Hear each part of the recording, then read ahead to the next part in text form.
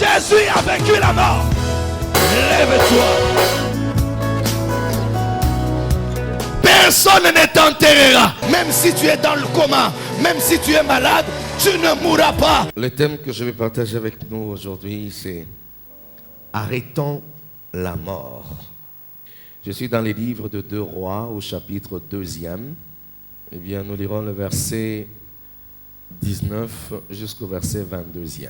Les gens de la ville dirent à Élisée, le séjour de la ville est bon, comme le voit mon Seigneur, mais les eaux sont mauvaises et le pays est stérile.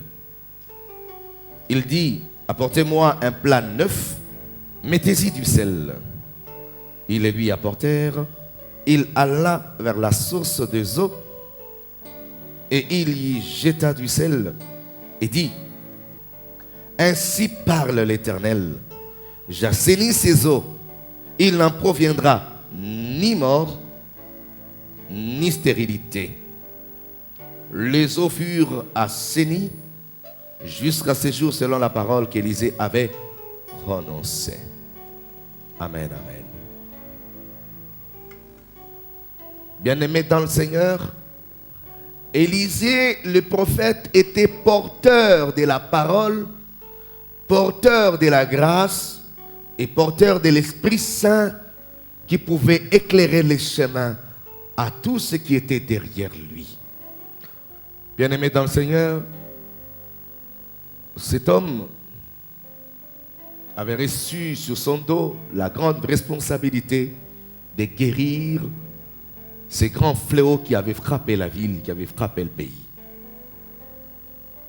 Parce qu'ils ont dit, ici, homme de Dieu, le séjour est bon, mais les eaux sont mauvaises. Nous ne pouvons pas continuer à vivre de cette façon. C'est impossible de vivre ici. Je présente les eaux comme l'image de la parole de Dieu. Ou encore, la loi de Dieu, les préceptes de Dieu, les principes de Dieu, les commandements de Dieu. C'est l'image des eaux. Le séjour est bon, mais les eaux sont mauvaises. Pour le simple fait que les eaux étaient mauvaises, cela a directement engendré un souci, la stérilité dans le pays.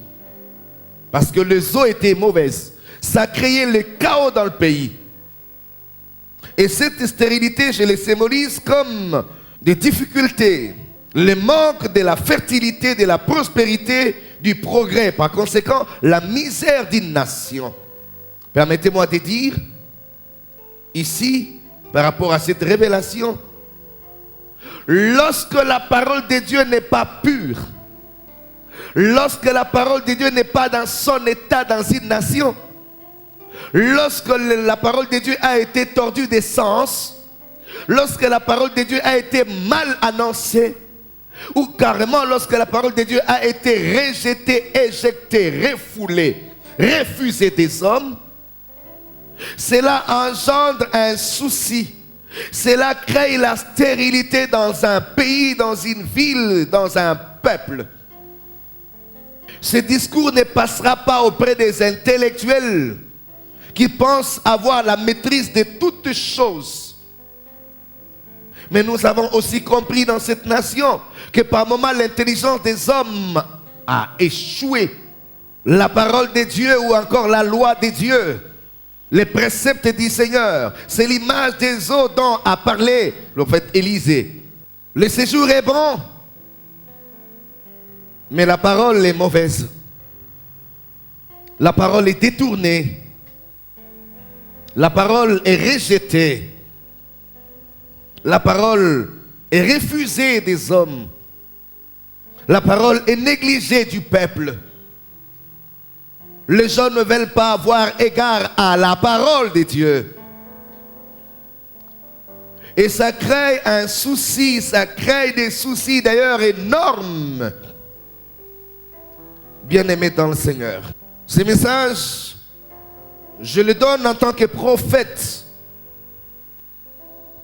Pour tout le monde, pour chacune de famille, pour cette ville, pour ces pays, pour cette nation, pour ces continents, pour ces mondes auxquels nous sommes. Si nous reconnaissons que c'est Dieu qui a créé toutes choses, Si nous reconnaissons que notre Dieu est le créateur de tout ce qui existe, alors il peut en faire ce qu'il veut. Et qu'en réalité, c'est sa main qui soutient les nations, c'est sa main qui soutient le monde.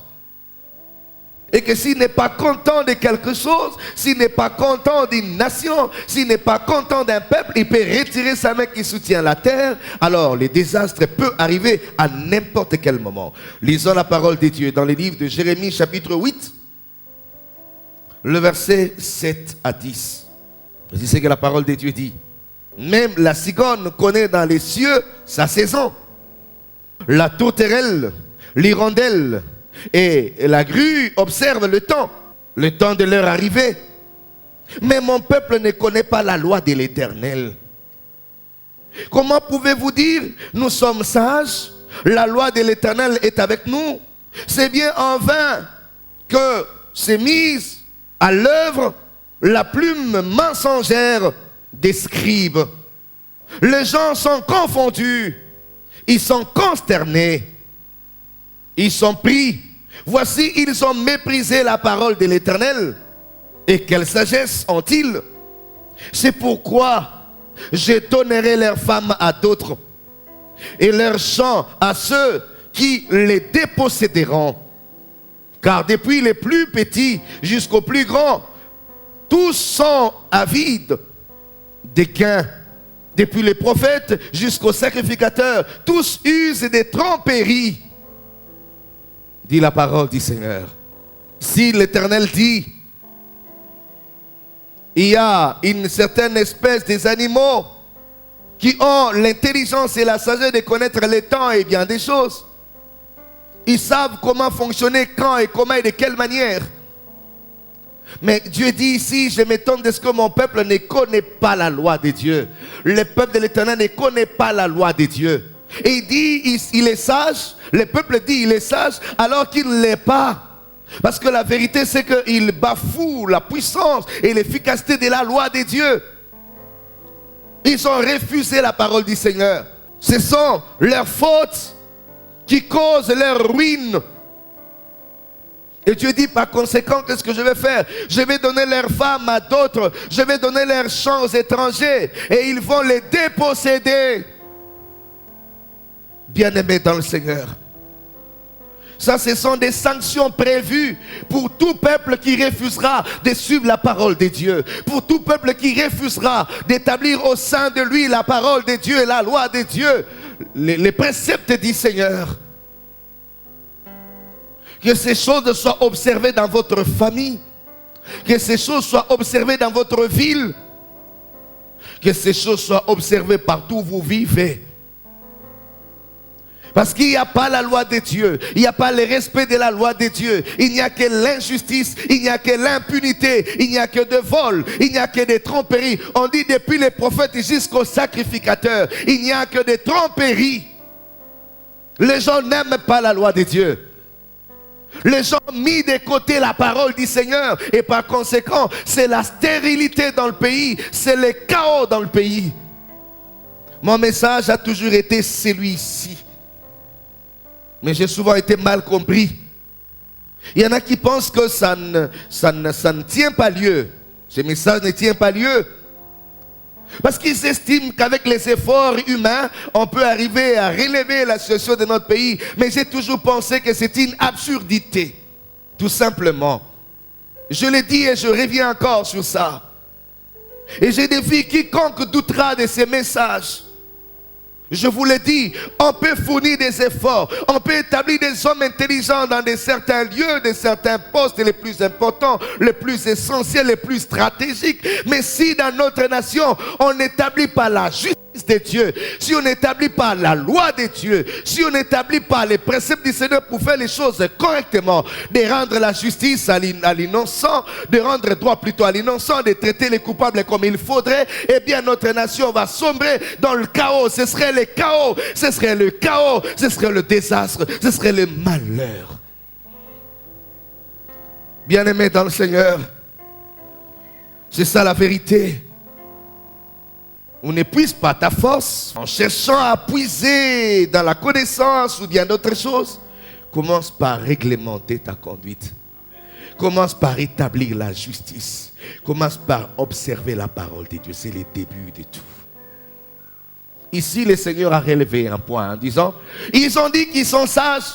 Ils sont sages parce qu'ils essayent de temporiser les gens. Ils sont sages parce qu'ils pensent qu'ils sont en mesure de maîtriser la tempête et de faire des choses. Non, ça ce n'est pas la sagesse. Le commencement de la sagesse, c'est la crainte de l'Éternel. L'établissement de la loi de Dieu. Le minimum de la justice. L'honnêteté. La franchise. Aussi longtemps que nous serons frappés, toujours habités par la corruption, le mensonge, le vol, la tromperie, l'injustice, les détournements, les intérêts égoïstes, eh bien nous allons sombrer notre nation dans le chaos. C'est ça le refus de la parole de Dieu. Et ça crée des problèmes. Nous sommes dans un pays qui est frappé par ces fléaux. Nous sommes dans un pays des gens qui n'aiment pas la parole de Dieu. Qui font semblant d'obéir et de suivre la parole. Qui font semblant de déplacer leurs pas pour aller dans des églises. Mais ils n'aiment pas la parole de Dieu. Ils ne l'observent pas. La parole de Dieu n'a pas de place dans la vie de plusieurs personnes. Deutéronome chapitre 28. Versets 15 à 18.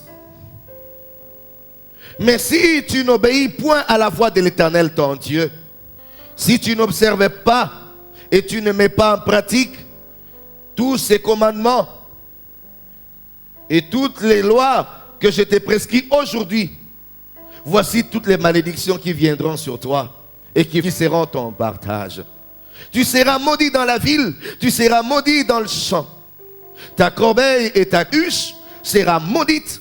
Le fruit de tes entrailles, le fruit de ton sol, les portées de ton gros et de ton menu bétail, toutes ces choses seront maudites. N'est-ce pas ce que nous observons dans notre nation? N'est-ce pas ce que nous voyons dans notre ville? N'est-ce pas ce qui se passe autour de nous? N'est-ce pas ce que nous vivons au quotidien ici? Mes frères, observez très bien et regardez qu'est-ce que nous vivons dans notre ville. N'est-ce pas qu'il y a des signes de malédiction? Quand toi tu travailles, tu vends, tu fais des choses, ça n'avance pas. Mais un étranger vient au milieu de toi, il progresse, il avance, il achète des humains. Mais toi tu restes, tu commences à travailler, à emprunter plutôt auprès de lui. N'est-ce pas là un signe de malédiction? Lorsque notre gros et menu bétail ne tient pas, n'évolue pas, ne prospère pas, ne réussit pas, n'est-ce pas un signe? Nous sommes à la ruche de tous les peuples du monde aujourd'hui. Il y en a qui ne veulent plus de nous partout. Ne sont pas des signes qui nous interpellent? Nous vivons une politique de la main tendue. Et c'est au quotidien que nous vivons ces choses. Personne ne peut consoler l'autre. Le pays est dans le chaos, le pays est dans le deuil, la ville est dans le deuil. Tout le monde pleure, tout le monde se plaint. Même ceux qui donnent l'impression de sortir la tête, en réalité, ils sont encore comme des esclaves. Ils sont encore plus malheureux qu'on puisse les penser. Ne sont pas là des signes qui montrent que dans le pays, les choses ne tiennent pas. Ça veut dire quoi? Les eaux sont mauvaises. Voilà l'interprétation. Ce n'est pas qu'il y ait une crise des hommes intelligents, je ne pense pas. Mais les eaux sont mauvaises. Retournons vers le Créateur. Retournons vers ce Dieu qui a créé toutes choses, qui est capable de tout. Retournons vers lui. Voilà la piste de solution. Si dans ta famille, il y a le désastre, il y a des pleurs, il y a les deuils, il y a la misère, il n'y a pas de prospérité, il n'y a que des difficultés énormes qui ne font que s'accumuler, mon frère, ne cherche pas de solutions ailleurs. Écoute mon message, lève tes yeux, cherche Dieu. Retrouve la parole de Dieu. Retrouve la loi du Seigneur. Regarde d'où tu es tombé. Ne cherche pas à multiplier le nombre des ennemis. pour chercher qui sont contre moi, qui ne m'ont pas aimé, qui m'ont haï. Non, cherche à connaître où est-ce que tu as jeté la parole de Dieu et comment te comportes-tu à l'égard de ce qui est juste d'après la parole du Seigneur. Bien-aimés dans le Seigneur, je vais dire quelque chose qui risquera de nous choquer. Si nous ne faisons pas la bonne lecture des choses, nous risquerons d'haïr tous les peuples qui nous avoisinent. Finalement, nous aurons combien d'ennemis autour de nous? Tel pays, tel pays, tel pays, tel, jusqu'à ce que nous resterons seuls. C'est-à-dire, comprenez, que les problèmes, ce ne sont pas des nations qui s'élèvent contre nous, mais les problèmes, c'est nous-mêmes. C'est nous-mêmes. Au lieu d'aller chercher là où il faudrait trouver la solution, de nous réconcilier avec Dieu, nous cherchons le voie de sortir, de nous étendre et d'aller encore, au fait, multiplier des misères, des difficultés, des cas. Lorsque un peuple écrase la justice au sein de lui, lorsqu'une nation refuse d'observer la justice, la droiture, l'honnêteté et le minimum de la parole de Dieu comme il se faudrait, sachez que ce peuple ou cette nation va sombrer dans le chaos. C'est la parole de Dieu. Je crois qu'en ces moments, le remède que je voudrais proposer à cette nation, c'est d'établir les lois de la justice et de comprendre que nous avons offensé Dieu. Nous avons refusé d'observer ce qui est droit, ce qui est honnête. Je vais prendre encore un autre passage qui va certainement vous choquer encore plus. Vous verrez que Dieu a tout prévu, tout est écrit dans la Bible. Je suis dans les livres de Jérémie, au chapitre 2e cette fois-ci. Je lirai le verset 4 jusqu'à 15. Suivez attentivement. Écoutez la parole de l'Éternel, maison de Jacob. Et vous toutes, famille de la maison d'Israël. Ainsi parle l'Éternel. Quelle iniquité vos pères ont-ils trouvé en moi, pour qu'ils s'éloignent de moi, et pour aller après des choses de néant, et n'être eux-mêmes que néant. Ils n'ont pas dit où est l'Éternel, qui a fait monter du pays d'Égypte, et qui nous a conduits dans le désert, dans une terre aride et pleine de fosses, dans une terre où règne la sécheresse et l'ombre de la mort, dans une terre où personne ne passe, où n'habite aucun homme. Je vous ai fait venir dans un pays semblable à un verger, pour que vous en mangiez les fruits et les meilleures productions. Mais vous êtes venus et vous avez souillé mon pays. Vous avez fait de mon héritage une abomination. Les sacrificateurs n'ont pas dit où est l'Éternel. Les dépositaires de la loi ne m'ont point connu. Les pasteurs m'ont été infidèles. Les prophètes ont prophétisé par Baal et sont allés après ceux qui ne sont que d'aucun secours. C'est pourquoi je vais encore contester avec vous, dit l'Éternel. Je vais encore contester avec les enfants de vos enfants. Passez aux îles de Kittim et regardez et voyez quelqu'un à Kédar. Observez bien et regardez s'il n'y a rien de semblable. Y a-t-il une nation qui change de Dieu, quoiqu'il ne soit pas de Dieu? Mon peuple a changé sa gloire contre ceux qui n'est d'aucun secours. Cieux, soyez étonnés de cela. Frémissez d'épouvante et d'horreur, dit l'Éternel, car mon peuple a commis un double péché. Ils m'ont abandonné, moi qui suis une source d'eau vive, pour se creuser des citernes crévassées et qui ne retiennent pas de l'eau. Israël était-il un esclave acheté ou né dans la maison? Mais pourquoi donc devient-il une proie? Contre les lionceaux rugissent, poussent leurs cris et ils ravagent son pays. Ses villes sont brûlées, il n'y a plus aucun habitant. Ici l'Éternel réclamait la période où Israël n'a pas voulu observer la loi de Dieu. Et le Seigneur était en train de justifier son abandon à son peuple, de s'expliquer ou de donner les raisons qui l'ont poussé à abandonner ce peuple.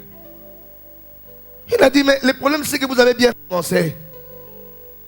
Mais après un certain moment, vous êtes partis loin de moi. Il dit, mais posez-vous la question, posez la question à vos parents. Qu'est-ce qu'ils ont trouvé de mal en moi pour aller auprès d'autres dieux? Il commence ici à accuser tout le monde. Il dit, les dépositaires de la loi, les hommes politiques n'ont pas été corrects ni honnêtes. Les hommes de Dieu, les sacrificateurs, les pasteurs ont été infidèles. Les prophètes ont prophétisé pour leur ventre, pour leurs raisons et leurs besoins personnels. Il y en a même qui sont allés auprès des dieux étrangers. Vous avez changé la loi de Dieu, vous avez changé la parole de Dieu. Il y en a qui commencent à puiser ailleurs. Vous avez oublié le réveil qui avait frappé dans votre nation.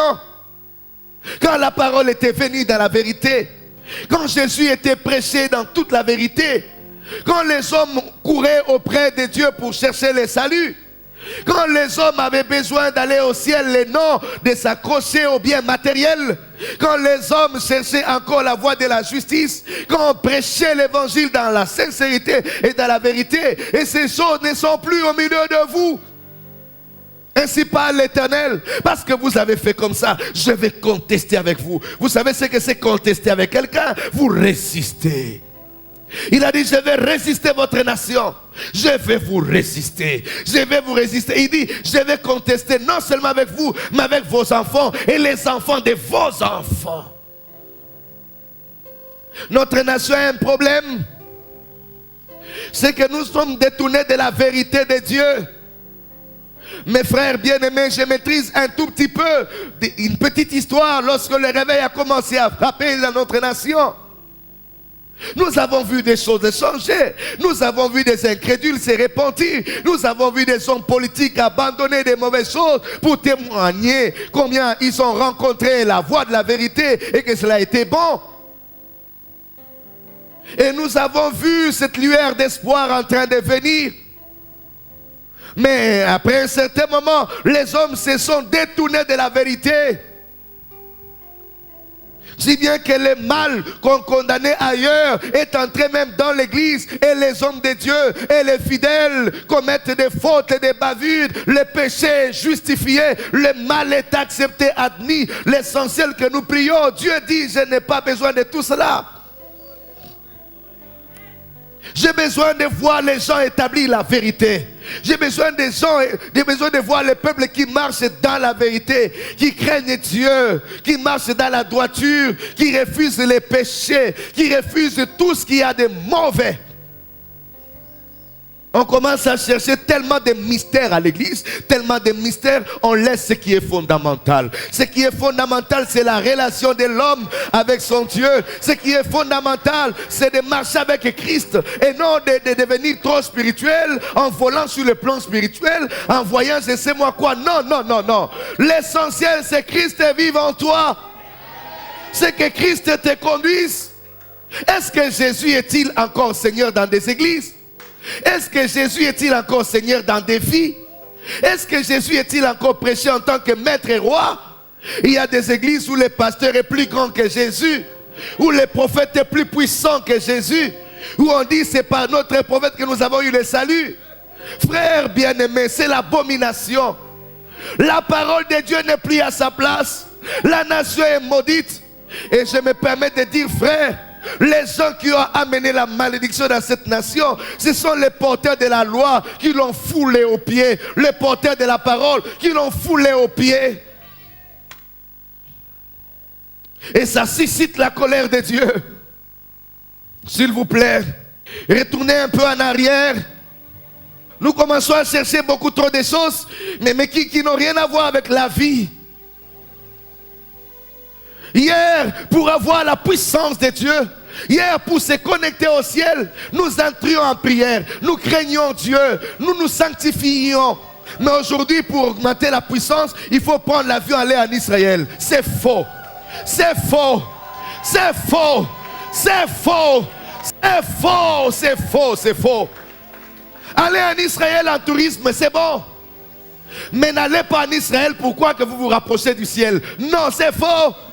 Se rapprocher du ciel, c'est d'abandonner les péchés, d'abandonner les mal, de craindre Dieu, de prier dans la sincérité, de prier dans la vérité. Où va ma nation? Où va le monde? Où va le monde? Où sont les conservateurs de la parole? Où sont les prédicateurs de l'évangile? Où sont les porteurs de la grâce? Où sont les prédicateurs de la parole de Dieu? Et que font-ils? Et que font-ils? Que font-ils? Qu'est-ce qu'ils sont devenus? D'autres sont devenus des ivrognes. D'autres des impudiques à la longueur de la journée. D'autres commettent des bavures aussi au vu de tout le monde. Ils disent l'essentiel, je suis un homme de Dieu. Voyez celui que je suis. Ne regardez pas les restes, j'ai la grâce. L'essentiel, j'ai la grâce. Non. Non. Non. Non. Remettons l'arche de l'alliance à sa place. Rétablissons l'autel. Et le feu descendra sans qu'on cite le nom du feu. Élie n'a pas cité le nom du feu. Il a tout simplement rétabli l'autel. Et il a dit, Dieu réponds-moi. Il n'a pas cité le feu, mais le feu est descendu. Nous ne citerons pas le feu. Mais dans notre vie ordonnée et régularisée avec Dieu, Dieu nous répondra et le feu descendra.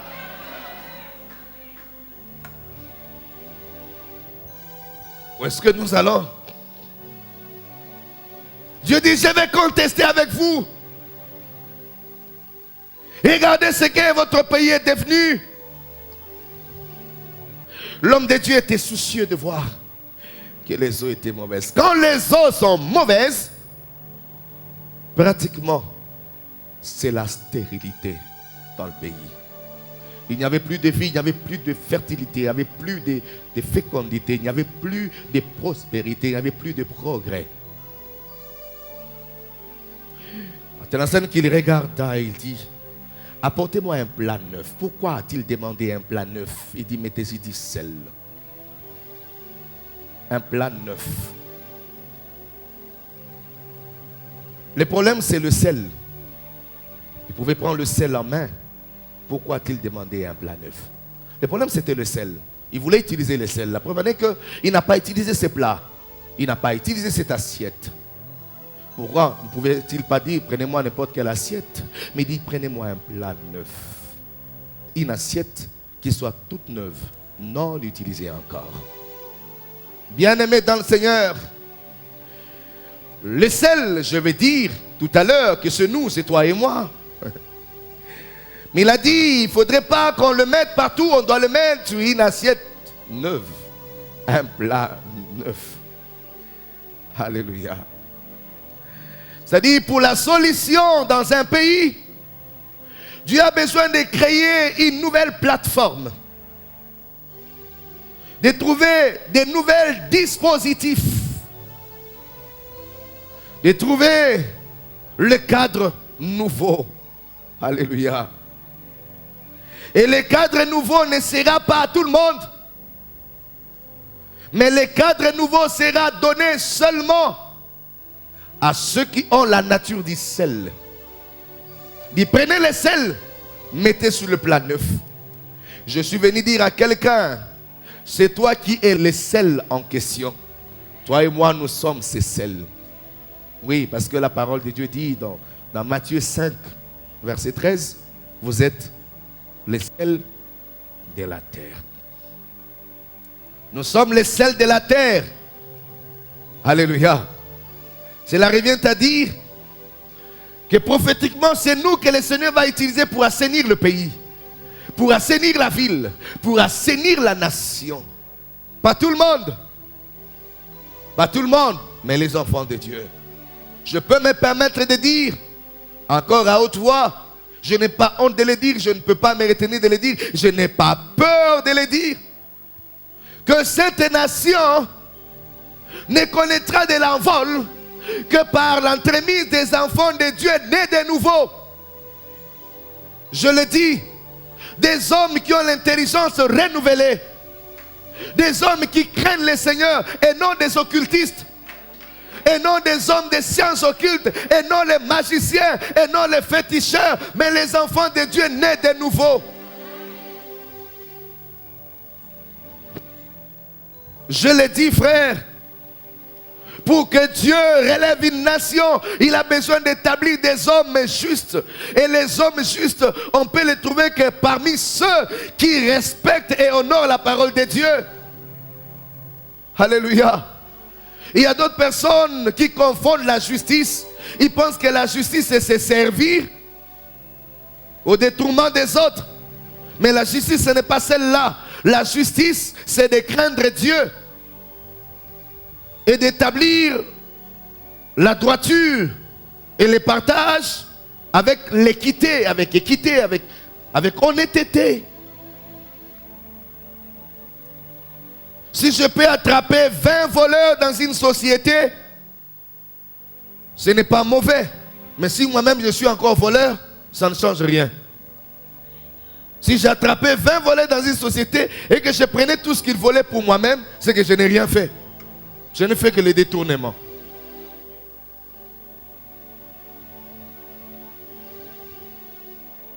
Pas pour plaire aux hommes, mais les enfants de Dieu qui vont craindre le Seigneur. En disant que je ne peux pas prendre ce qui n'est pas à moi. Je ne peux pas faire ce qui est malhonnête pour me faire valoir ou pour m'enrichir ou pour me faire passer pour un vrai.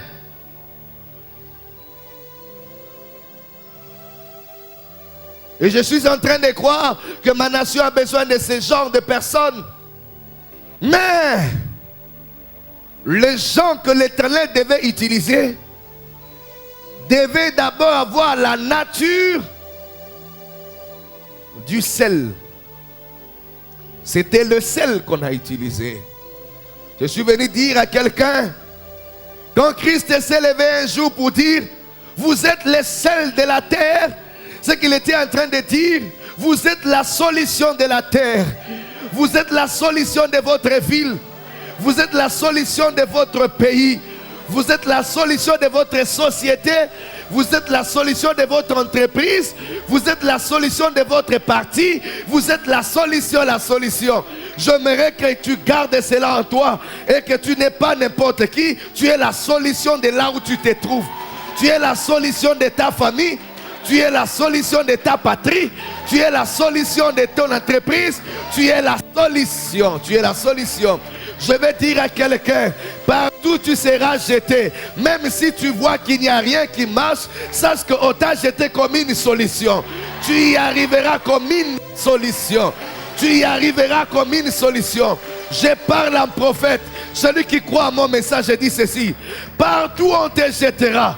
Que la grâce de Dieu t'accompagne pour redonner vie à cette entreprise, redonner vie à cette structure, redonner vie à cette société. Au nom du Seigneur Jésus-Christ. Même si tu es épousé, ma soeur, tu épousais un mari malheureux, pauvre, dans une famille de pauvres, toi tu apporteras une solution à l'arrivée de la vie, dans la vie de cet homme. Tu lui apporteras la vie. Après toi, cet homme aura du travail. Après toi, cet homme sera élevé. Après toi, la famille dira, mais qu'est-ce qui se passe? Je suis un porteur de vie. Donc, en quelque sorte, je vais dire ceci. Le sel a été jeté pour arrêter la mort. Je vais dire à quelqu'un, partout où tu seras jeté, ce serait pour arrêter la mort. Si tu es dans une société, c'est pour arrêter la mort. Si tu es dans une famille, c'est pour arrêter la mort. Si tu es dans un mariage, c'est pour arrêter la mort. Si tu es dans un pays, c'est pour arrêter la mort. My God, dis avec moi, je vais arrêter la mort. Au nom de Jésus-Christ. Qu'il en soit ainsi pour ta vie au nom de Jésus.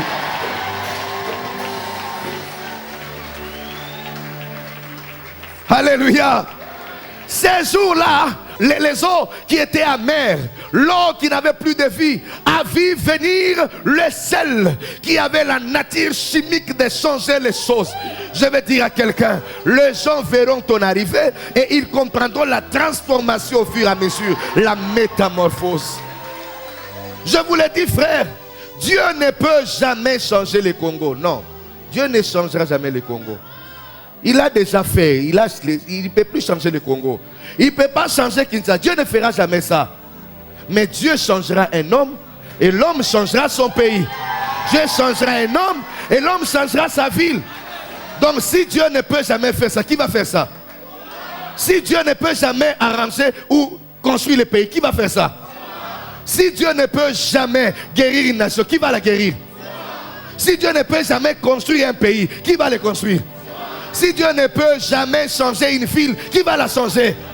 Et je suis en train de croire, si Kinshasa a été une ville négligée, insultée, méprisée de tous, je suis en train de proclamer, une génération viendra et cette génération soignera l'image de notre ville de Kinshasa. Soignera l'image. Je suis en train de le dire.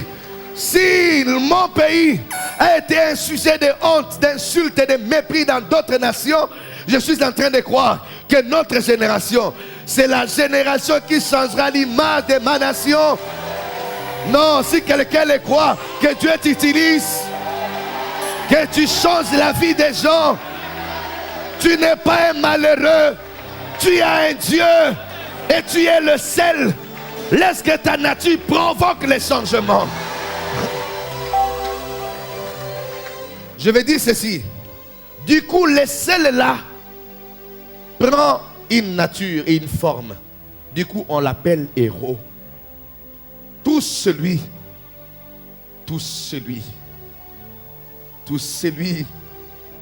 que Dieu voudra utiliser pour changer l'image de sa nation, il donnera une nature d'héroïsme. Une nature d'héroïsme. Tu seras du coup un héros. Je suis en train de croire que je suis un héros. Non, je suis en train de croire que tu es un héros. Où que tu sois.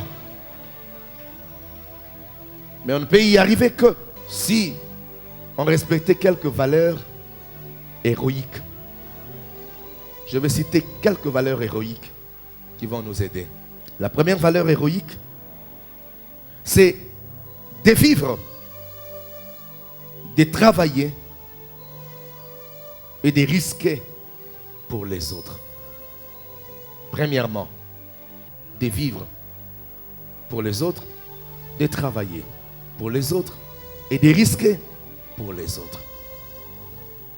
C'est ce que Christ a fait. C'est ce que Jésus a fait. Il n'a vécu que pour les autres. Il n'a travaillé que pour les autres. Il n'a risqué sa vie que pour les autres. Es-tu chrétien? Es-tu enfant de Dieu? Ou encore, es-tu disciple de Jésus? Peux-tu accepter de vivre pour les autres?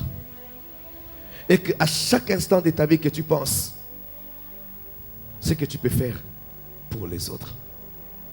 Et qu'à chaque moment de ta vie, tu réfléchisses comment tu peux même risquer pour les autres.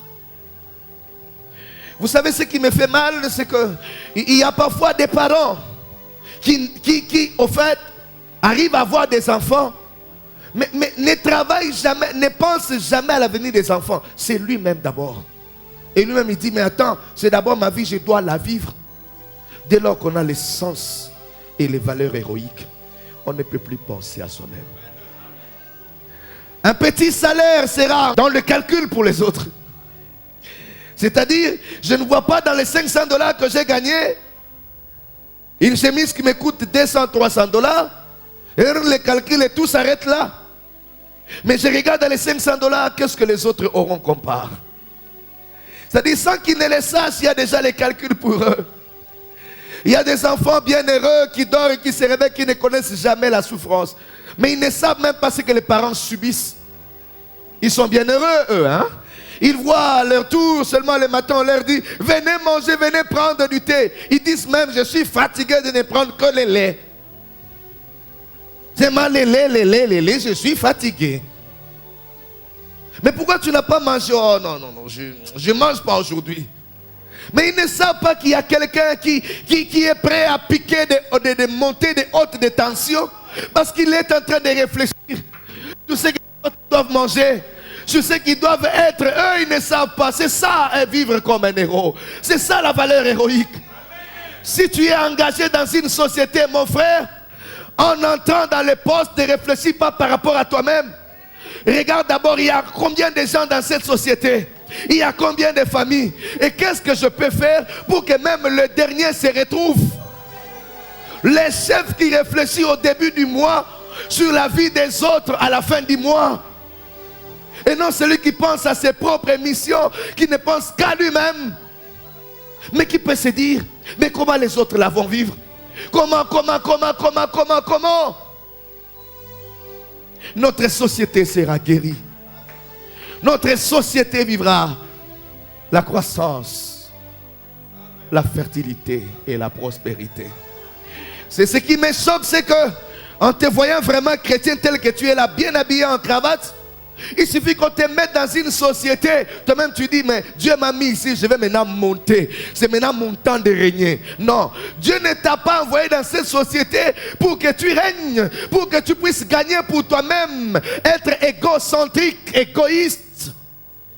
Non, mais Dieu t'a envoyé là-bas pour que tu penses aux autres. Tu dois vivre comme un héros qui se dit dans cette société comment les choses seront réparties. S'il faudrait même que tu connaisses des problèmes avec tes amis à cause de la vie des autres, il faudrait les connaître. C'est comme ça que la nation changera. Lorsqu'il y aura un chrétien dans cette société, un autre là-bas qui veille sur ces choses, mais tout le monde se retrouvera. Les familles seront heureuses. Les enfants nous béniront. Les autres seront joyeux. Personne n'aura plus besoin de prendre les risques d'aller auprès d'autres nations commettre des bavures, des fautes et des bêtises. Parce qu'ils se sentent asphyxiés. Il n'y a pas d'héros. Il n'y a pas d'héros dans des sociétés. Il n'y a pas d'héros dans des boîtes. Il n'y a pas d'héros dans des institutions. Il n'y a pas d'héros. Il y a des gens qui ne pensent que à eux-mêmes. Jésus. Deuxième valeur héroïque, c'est de découvrir et de frayer le chemin pour les autres. Tu ne peux pas être un héros sans découvrir les choses pour les autres. Aujourd'hui, vous me voyez clairement, il y a la lumière ici. Je vous dis qu'il y a eu un héros qui a découvert comment il faudrait faire pour donner la lumière. Il n'est plus, mais il a découvert. À chaque génération, à chaque avancée, à chaque montée, il faut qu'il y ait des découvertes. Tu ne peux pas être appelé héros si tu n'as pas fait des découvertes. C'est-à-dire, tu dois sortir hors de la ligne. Faire des découvertes, la démarcation, la différence. Je ne sais pas si je me fais comprendre. Tu es un héros, qu'est-ce que tu as découvert que les autres ont pu suivre après? Quel est le chemin que tu as découvert pour que les autres suivent et emboîtent après? Qu'est-ce que tu as osé faire qui a été un élément nouveau aux yeux des autres pour qu'ils disent désormais nous allons suivre cette ligne? Disons ceci. Il n'y a pas que ce que les autres font, mais il y a aussi ce que moi je dois faire. Tu ne peux pas être appelé héros si tu n'as pas fait ce que les autres n'ont pas fait. La découverte. Et lorsqu'il y aura la découverte, frère, il y aura beaucoup d'entreprises qui seront créées. Il y aura beaucoup de voies qui seront frayées. Du coup, on ne va pas se rencontrer quelque part en train d'avoir des conflits, des compétences, des conflits, des générations. Il n'y en aura pas. Parce qu'il y aura tellement beaucoup de découvertes que chacun sera dans un champ nouveau. Il y a une cacophonie quelque part. On se retrouve tous en train de faire la même chose. Troisième valeur. Ne jamais lâcher avant le dernier sommeil. C'est la valeur héroïque. Ne jamais lâcher avant le dernier sommeil. Avant que je ne ferme mes yeux. je me battrai. Je me battrai, je ne laisserai jamais. Jusqu'à ce que la mort me surprendra. Voilà pourquoi il est écrit, aucun prophète ne pouvait mourir en dehors de Jérusalem, parce qu'ils étaient appelés à travailler. Tu veux être un héros? Il faudrait que tu meurs. Comme Lumumba, il est mort en plein travail. Et j'ai suivi quelques discours qu'il a tenus à la fin. Il disait, je sais que vous pouvez me tuer, mais je n'ai pas peur de la mort. Je sais que je suis en train de faire des choses qui sont valables. Ça, j'aime. J'aime. Tu veux être un héros? Travaille. Travaille avant que tu ne fermes les yeux et continue à travailler. Ne baisse pas les bras, ne lâche pas. Parce que les amis ne sont plus. Parce qu'il y a tellement de combats. Je me suis décidé de lâcher. Ne lâche pas. Un héros ne lâche jamais. Jusqu'à ce qu'il ferme l'œil. Jésus a été arrêté en train de prier. On l'a surpris en train de prier. C'est là qu'on a pris. Frère, travaille. Travaille et n'arrête pas. J'ai prié le Seigneur qu'il t'aide. Que celui qui croit à ces messages puisse le Seigneur lui donner la santé, la force, la capacité de ne pas arrêter. Alléluia. Ton ennemi cherche tout, fait de son mieux pour baisser tes bras. Mais il ne faut pas baisser les bras. Avant le dernier sommeil, je serai en train de travailler. Avant le dernier sommeil, je serai en train de donner. Avant le dernier sommeil, je serai en train d'avancer. Avant mon dernier sommeil, je serai en train de rêver. Avant mon dernier sommeil, je serai en train de projeter. Avant mon dernier sommeil, on me trouvera en train de créer, de provoquer, de contacter, de frayer le chemin, de chercher des voies. Ne baisse pas tes bras. Je suis venu te réveiller. Tu n'es pas mort. Tu n'es pas mort. Tu es un héros. Je sais que les eaux sont mauvaises, mais aussi longtemps que tu n'es pas mort. Donc au lieu que la mort te surprenne, c'est toi qui arrêteras la mort. C'est toi qui arrêteras la mort. Travaille. Je suis venu réveiller quelqu'un. N'accepte pas la mort avant le temps. Tu es un héros. Il y a des gens derrière toi. Pourquoi tu arrêtes? Pourquoi tu arrêtes? Jusqu'à ce que je tomberai ma tête par terre. Je serai en train de travailler. Les derniers éléments. Éternise ta victoire. Et fais-en un patrimoine à vie. Quand tu as une victoire, il faut l'éterniser. Que tu laisses une histoire. Qu'on sache que tu avais travaillé. C'est là où je vais dire une chose. Il y a des gens qui malheureusement ne travaillent que pour, au fait, se positionner. Et il dit, après moi, ça ne me regarde pas. Je suis désolé. J'ai toujours aimé quelquefois le discours du feu président Mobutu. Il tenait des bons discours. Mais il y a des discours qui ne m'ont jamais arrangé moi. Comme celui qui l'a tenu un autre jour pour dire après moi c'est le déluge. Mais comment toi qui es héros, tu dis après toi c'est le déluge? Ça veut dire quoi? Tu ne laisses rien. Il n'a travaillé que pour le vent. Après moi c'est le déluge, ça veut dire quoi? Donc je n'ai rien fait. C'est pas bien. Et pourtant, il y a eu des côtés positifs dans ce qu'il a fait aussi. Laisse-moi te donner un conseil.